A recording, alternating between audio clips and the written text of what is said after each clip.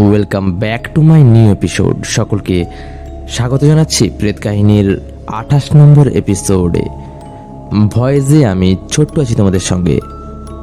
আজ তোমাদের একটি ভয়ঙ্কর ভৌতিক পুকুরের ঘটনা শোনাতে চলেছি, যা পাঠিয়েছে মুর্শিদাবাদ থেকে চয়ন দাস। তবে ঘটনাতে যাওয়ার আগে চ্যানেলে যারা নতুন হয়ে থাকবে চ্যানেলটিকে সাবস্ক্রাইব করে পাশে থাকা অল বেল আইকনটি প্রেস করে দেবে, যাতে সকল ঘটনাগুলি সবার আগে তোমাদের কাছে পৌঁছে যায়। এবং তোমাদের কাছেও যদি এরকম ভৌতিক বা অলৌকিক ঘটনা থেকে থাকে তো তোমরাও ঘটনা পাঠাতে পারো প্রেত কাহিনীর অফিসিয়াল হোয়াটসঅ্যাপ নাম্বার বা মেল থেকে, যেগুলো ডেসক্রিপশানে দেওয়া আছে বা তোমাদের সুবিধার্থে স্ক্রিনেও দেওয়া আছে।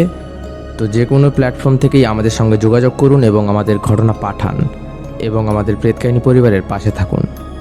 তো এখানে বেশি কথা বলবো না, সরাসরি ঘটনাতে চলে যাব। চয়ন দাস ঠিক যেইভাবেই ঘটনাটি লিখে পাঠিয়েছে সেইভাবেই তোমাদেরকে শোনাচ্ছি। তো সরাসরি ঘটনাতে যাওয়া যাক।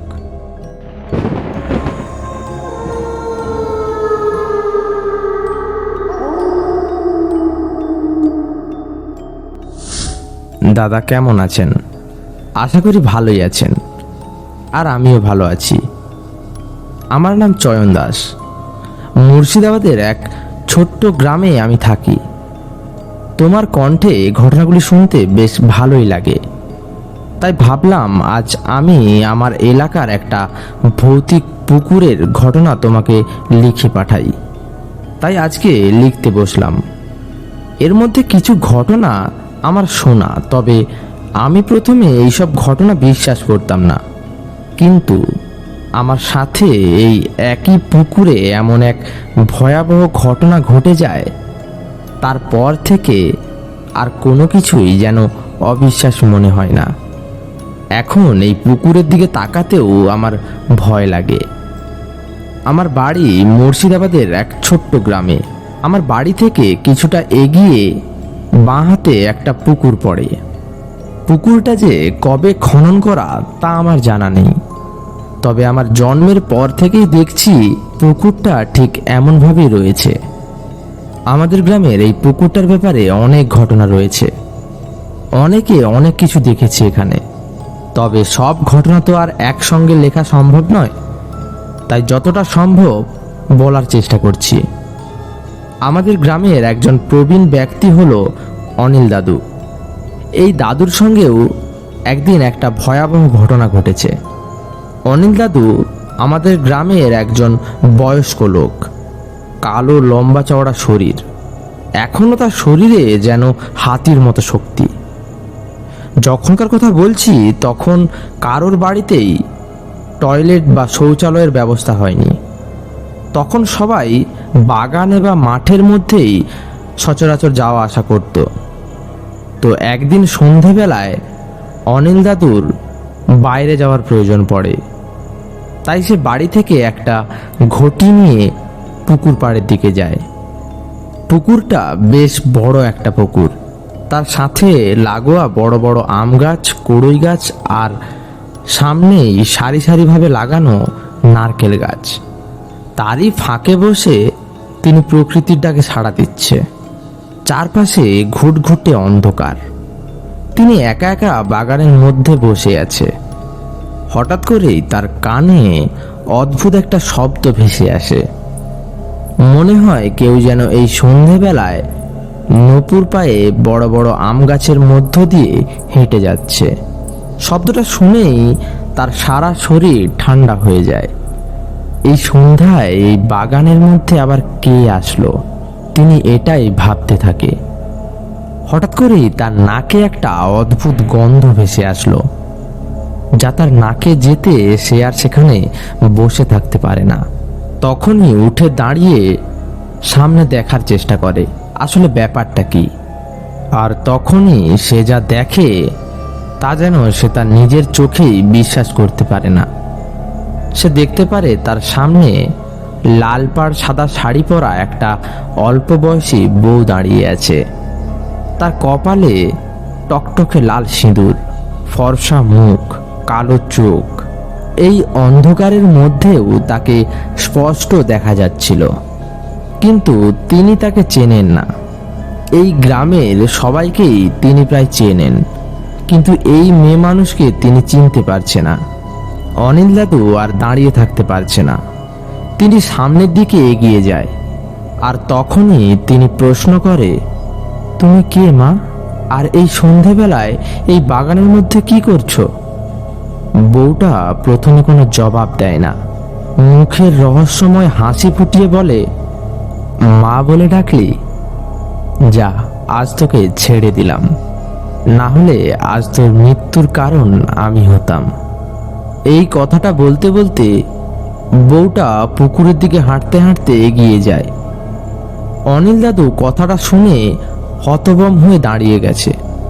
তবে তার যাওয়া দেখে তিনি দাঁড়িয়ে থাকতে পারল না, তাই বউটার পেছন পেছন এগিয়ে যেতে লাগলো।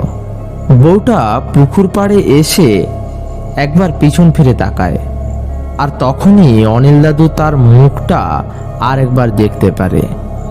আর সেটা দেখেই তার প্রাণ যাওয়ার মতো অবস্থা। মুখ দিয়ে কোনো শব্দ উচ্চারণ করতে পারে না। এই অন্ধকারের মধ্যে দিব্যি দেখতে পারছে বউটার মুখে কোনো মাংস নেই, যেন কোনো কঙ্কাল। তার চোখের কোটরে কোনো চোখ নেই, সেখানে দুটুকরো কয়লা জ্বলছে। সাদা দাঁতগুলো বাইরে বেরিয়ে আছে, আর সেই কঙ্কাল মুখে তার অদ্ভুত হাসি। আর এটা দেখেই অনিল দাদুর চোখের সামন থেকে এই বউটা অদৃশ্য হয়ে যায়। আর তখনই পুকুরের জলে অদ্ভুত আলোড়ন সৃষ্টি হয়, যেন কোনো ঝড় চলছে। আর এটা দেখে অনিল দাদু আর সেখানে দাঁড়াতে পারে না, ভয়ে দৌড়ে পালিয়ে আসে। তারপর এই ঘটনাটি গ্রামের মধ্যে হু হু করে ছড়িয়ে পড়ে। আমরাও শুনেছি ঘটনাটি তাদের কাছে। এরপর আরও একটা ঘটনা ঘটেছে এই পুকুরে, এবার সেটা বলছি। আমাদের গ্রামের আর একটা ছেলে, তার নাম খালেক। তার বয়স তখন 27-28 হবে। ফর্সা, খুব সুন্দর একটা ছেলে। এই পুকুরের পাশেই তার বাড়ি। তার সাথে যখন ঘটনাটি ঘটে তখন গ্রীষ্মকাল। বাগানে আম থই থই করছে। সেইবার এই আম বাগান পাহারার জন্য খালেক থাকতো।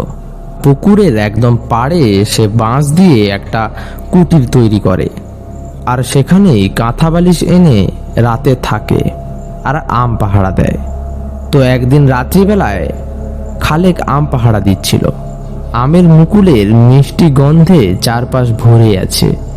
অনেকটা রাত হয়ে গিয়েছে, তাই সে আর না জেগে কুটিরটার উপর বিছান পেতে শুয়ে পড়ে। কতক্ষণ পর যে তার ঘুম ঘুম ভাব আসে সে তা জানে না। তবে হঠাৎ করেই খালেক অনুভব করতে পারে কোনো একটা কিছু যেন তার বুকের ওপর বসে আছে। একটা ভারী কিছু হবে, যেন কোনো মানুষ তার বুকের দুপাশে পা দিয়ে বসে আছে। আর কোনো কিছু যেন তার গলা চেপে ধরে আছে। তার শ্বাস নিতে কষ্ট হচ্ছে। শরীর নাড়ানোর চেষ্টা করছে কিন্তু পারছে না। সে নিজের চোখ খোলার চেষ্টা করছে কিন্তু কোনোভাবেই সে তার চোখটাও খুলতে পারছে না। ভয়ে তার সারা শরীর যেন কাঁপছে। কি করবে বুঝে উঠতে পারছে না। আর তখনই তার কানে কানে কেউ যেন বলে, যা এখান থেকে, চলে যা, না গেলে তোকে মেরে ফেলবো এখানেই। কথাটা কানে যেতেই ভয়ে তার কলিজা শুকিয়ে যায়। তখনই যেন তার প্রাণটা বেরিয়ে যাবে অবস্থা। তারপর কোনো রকম সে চোখটা খোলে, আর চাঁদের মৃদু আলোতে সে দেখে তার বুকের উপর একটা মানুষের মতো শরীর বসে আছে। তার শরীর কুচকুচে কালো, তার মাথায় কোনো চুল নেই। মুখের মাংসগুলো যেন পুড়ে পুড়ে ঝলসে গিয়েছে। তার মুখের ফাঁক দিয়ে দাঁত বেরিয়ে আসছে। চোখে যেন আগুন জ্বলজ্বল করে উঠছে। এসব দেখে খালেক আর সহ্য করতে পারে না। জান প্রাণ দিয়ে চিৎকার করে ওঠে। আর তার চিৎকার শুনে তার বাড়ির লোক এগিয়ে যায়, আর সেখানে গিয়ে দেখে খালেক অজ্ঞান হয়ে পড়ে আছে। আর কেউ যেন ধারালো নখ দিয়ে তার বুকের ওপর আঁচড় কেটেছে। সাথে সাথেই তাকে বাড়িতে নিয়ে যাওয়া হয়। ডাক্তার দেখিয়ে খালেককে সুস্থ করা হয়। খালেক যখন তার সঙ্গে ঘটে যাওয়া ঘটনাগুলি সবাইকে খুলে বলে, সবাই শুনে অবাক হয়ে যায়। এরপর তার সাহস হয়নি রাতের বেলা পুকুর পাড়ে আম বাগানের মধ্যে একা থাকার। এই ঘটনা দুটো যখন আমি শুনি তখন আমি ক্লাস 8-এ পড়ি। তখন আমি এই ঘটনাগুলো বিশ্বাস করিনি, কারণ যেই পুকুরে আমি প্রতিদিন বন্ধুদের সাথে ঘুরে বেড়াই, সেই পুকুরে যে এমন কিছু ঘটতে পারে তা আমার বিশ্বাসের যোগ্য ছিল না। তাই কখনোই এই সকল ঘটনা আমি বিশ্বাস করিনি। তবে এরপর প্রায় 1 বছর কেটে যায়। আমি সেবার ক্লাস 9-এ উঠেছি। জানুয়ারির শীতের সময় সকাল 11টা-12টা পর্যন্ত কুয়াশা জমে থাকে। তেমনই কুয়াশাচ্ছন্ন বিকেলে আমরা সকলে মিলে আমবাগানে ক্রিকেট খেলছিলাম। তখন সন্ধে নামতে আর বেশি বাকি নেই। আমি ক্রিকেট খেলতে খেলতে বল জোরে মেরে পুকুরের মধ্যে ফেলে দিই, কিন্তু ওরা কেউ বল খুঁজে পায় না। তখন বাধ্য হয়ে আমি যাই বল খুঁজতে। শীতের সময়, তাই পুকুরে কোনো জল নেই। তবে বড় বড় আগাছা জমে পুকুরটা ছোটোখাটো একটা বাগানে পরিণত হয়ে গিয়েছে। আর এই বাগানের মধ্যে বল খুঁজে পাওয়া যাচ্ছে না। আমরা সকলেই বল খুঁজে যাচ্ছি, তবুও বলটা পাচ্ছি না। এদিকে বল খুঁজতে খুঁজতে সন্ধে হয়ে যায়। আমার সাথে যারা ছিল তারা আর বল না খুঁজে পেয়ে বাড়ি চলে যাওয়ার কথা বলে। বল যেহেতু আমার, তাই আমাকে শেষ পর্যন্ত খুঁজতে হবে। তাই ওদের চলে যাওয়ার পরও আমি সিদ্ধান্ত নিই রাত হলেও আমি একাই বল খুঁজে বের করব। বল খুঁজতে খুঁজতে সন্ধ্যা হয়ে গেল। অন্ধকারের মধ্যে কিছুই দেখা যাচ্ছে না। অবশেষে বল না পেয়ে বাড়ি যাওয়ার সিদ্ধান্ত নিই। বল না পেয়ে মনটা খারাপ করে বাড়ির দিকে এগিয়ে যাচ্ছি। হঠাৎ করেই মনে হয় পুকুরের মধ্যে কেউ যেন আমার নাম ধরে ডাকলো।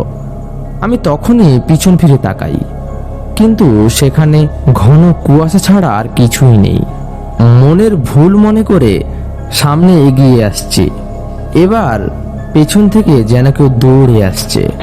স্পষ্ট আমি তার পায়ের শব্দ শুনতে পাই।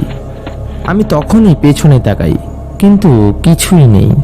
তখন আমি সেখানে দাঁড়িয়ে থেকে এটা কি হচ্ছে তাই বোঝার চেষ্টা করি, কিন্তু সব কিছুই মাথার ওপর দিয়ে যাচ্ছে।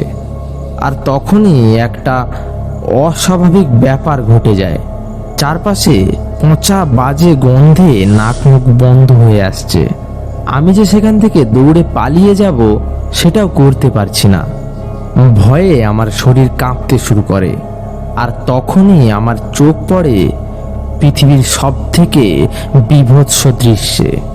কুয়াশার মধ্যেও আমি স্পষ্ট দেখতে পারি একটা চুলহীন পোড়া মাথা, চোখে আগুন জ্বলছে, মুখের ফাঁক দিয়ে বীভৎস দাঁতগুলো বেরিয়ে আছে। এমনই একটা মানুষের মাথা মাটি ফুঁড়ে বেরিয়ে আসছে।